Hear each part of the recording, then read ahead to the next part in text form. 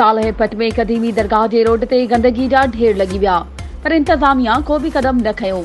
दरगाह जे नांगरी अली गुलमहर पंहिंजा वीचार मंडींदे ॿुधायो त सालहपट जो सफ़ाई अमलो शहर जो गंद कचरो मना करण जे बावजूद दरगाह जे भरिसां रोड ते उछलाए वञनि था, जेको सरासर गैर क़ानूनी ऐं गैर इख़लाक़ी अमल आहे।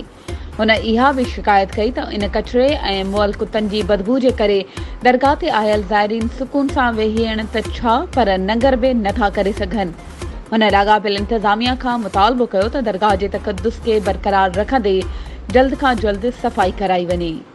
वधीक ख़बरुनि ऐं अपडेट्स जे लाइ असांजे चैनल खे सब्सक्राइब कयो ऐं हा, बेल आइकन खे प्रेस करणु न विसारिजो त जीअं असांजी हर नई अचण वारी वीडियो तव्हां ताईं पहुची सघे।